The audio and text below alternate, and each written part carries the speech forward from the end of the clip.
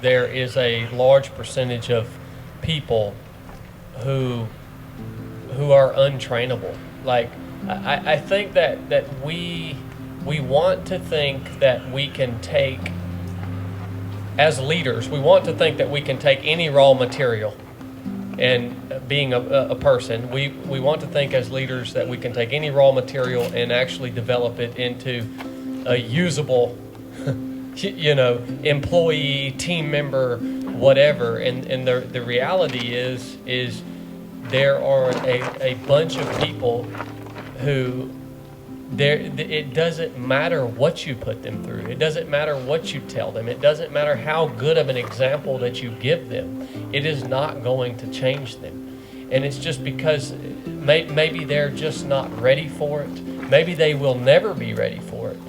And we have to accept that reality. And it's really hard. It's really hard for you to maybe a lot of you guys to understand that when you are a company who has a standard, who markets that standard, and who holds your people to that standard, it's really hard for you to accept the fact that your growth curve is likely going to be slower than people who don't hold a standard, who don't maintain or market a standard, right? They're going to be able to grow likely way faster than you on that curve. The difference between you and them is the fact that you're going to have longevity.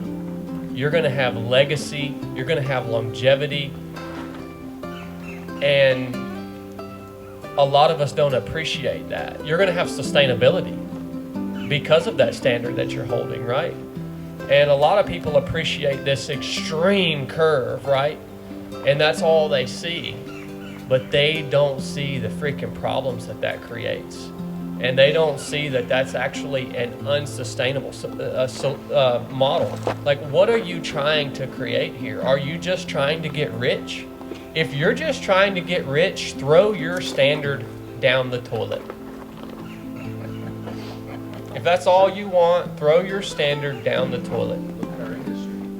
If you want legacy, if you want to ultimately dominate, if you want sustainability, if you want true impact, accept the fact that it's going to take you longer to get there, because you're going to have a whole bunch of people that come to the door that you're going to have to end up getting rid of. In the Navy, you basically had three. It was pretty well known. You had 3 chances. If you screwed something up the first time, you got reprimanded verbally. If you screwed something up the second time, there was some paperwork involved. If you screwed something up a third time, you were gone forever, period. And I've had leaders so many times ask me that question: what do we do about this person? They just can't get it. Make them go away. That's simple. Yeah, but it's not it's not popular. It's not the answer you want. You want to think as a leader, no, there's got to be something that I can get this individual at least to a baseline, at least to a foundational understanding in terms of values, in terms of work ethic, in terms of teamwork. And there's got to be something that I can put them through just to give them a baseline that then we can build off of. But there's not. And the reason that you are going through trainees like water is because you have a high standard that you hold yourself to and that you hold everybody else to. But ultimately, Pete, if not already, you are probably one of the best people in your area doing the job that you're doing. Sure. Yeah. And it's because of that. But that's the same reason that you're going through these people like water, man. That being said, the people that do stick around, the people that do maintain the standards that you set for your company, for your team, don't ever forget to value them, dude. Yeah. Like, really make an extra effort. Not only to value them, but to invest in them. You know, Pete, I would have expected you to have some of your team members here with you. You know, make that investment into them.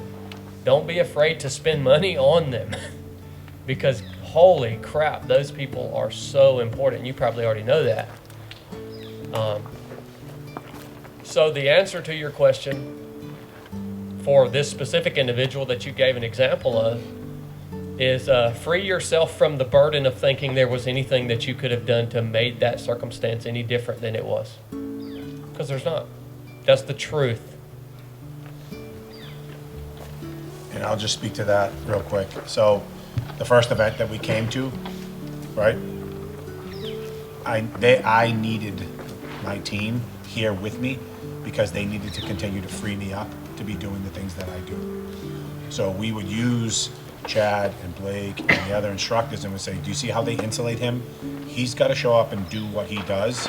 And if you need something, you go to Blake or the other instructors. Okay? So I can tell you firsthand that by investing in your team and bringing him to an event like this, like, I know it seems extreme, but so isn't life. So isn't life. And it can be extreme one way or extreme the other. Okay? So I have now physically had to be in my office less because Karen and Joe and Brian and Cameron and Steven have stepped up. And then I said to them, now we're going to build off of the March event. Now, okay? What's the capacity going to be like for my nephew when I thought he was going to quit? There's no quit in him. No quit, my little hobbit nephew. He just walked in. That's it. He would not quit. And I expect that from him when we get back. Okay? You're the oldest. Set the example. Understand?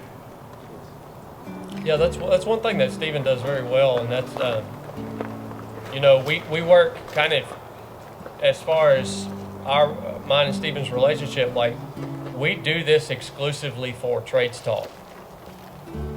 So if some other coaching group wanted to come in and do this, like, we more than likely wouldn't accommodate that. Because, I mean, I could post today that I'm doing a ROP course next Saturday, and I could literally have 200 people apply for it. Like, I have no problem filling up a course. We do this exclusively with Trades Talk because once I got to know Steve and realized that he was truly passionate about and serious with making a huge investment into his team members, that he doesn't have to do it, but he wants to do it, and it fires him up, and it is who he is. Like, that inspired me.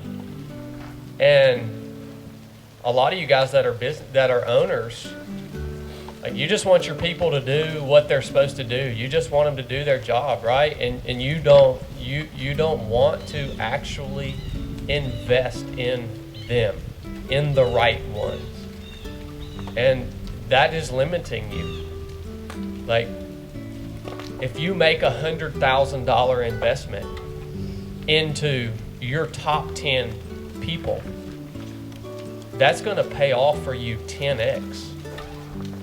But you won't do it because you're clinging to that $100,000 when you could literally make $1 million.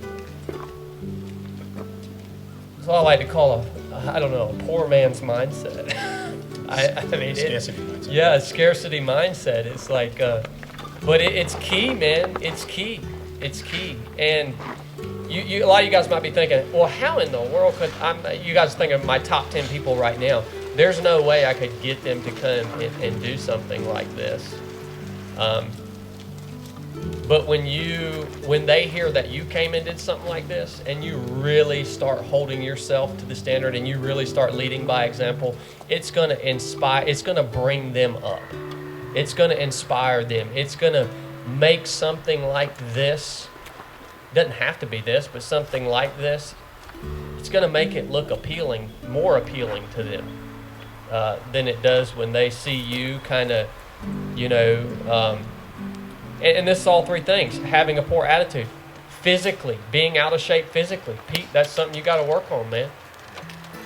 You want to bring your people up, it starts with you, your physical, your mental, and your spiritual health. So, no, it's a great question, Pete, and I wish I had a better answer for you, brother. I really do. Yeah. No, thanks for that, Pete. That was huge. A lot of light bulbs went off when that question. A lot of light bulbs went off by asking that question. So Sure, it doesn't just serve you. said. I can teach anybody this. I'm not sure. It's not true. Yep. So there's your breakthrough, because he had asked me this on the break, and I said, you should ask Chad that. And he's probably going to tell you to be patient with your people too, because there's got to be some level of patience. Because just like this, he had to be patient with us when we're going through this. Yeah. Because you just don't go from 0 to 100 and not expect some people to just have some breakdowns somewhere. You just got to be patient with them through the process and understand that everybody moves at a different speed. Everybody's coming in here with different baggage, right? I'm physically ready. I said, okay, you can be physically ready, but will you be there to support mentally everybody else? Because then that becomes your new lesson. Physically, I have the capacity, but mentally, I'm not there to support anybody. I'm just there for myself. So. Just know that patience doesn't mean accommodating people who don't belong, right? You be patient with the right people. Yep. We're about out of time. Good. All right. I love you guys. Thank you guys for the opportunity to work with Trades Talk again. It's a real honor and a pleasure for all of us. You guys are actually the type of people who empower and enable us at 307 Project to do what we were created to do. If it wasn't for people like you who would show up, well, we would just be sitting around twiddling our thumbs, right? So you guys are a huge part of our mission, and for that we thank you, and hope to get to train with each and every one of you again, and in April. So the Proving Grounds is an awesome event, totally different, as Steve might tell you, maybe not, but totally different takeaways, totally different environment, totally different types of challenges. Don't expect it to be anything like this, other than the fact that you're going to grow from it. Guaranteed. Yep. I love you guys, man. I really do. Thank you. Yeah. All right, let's break.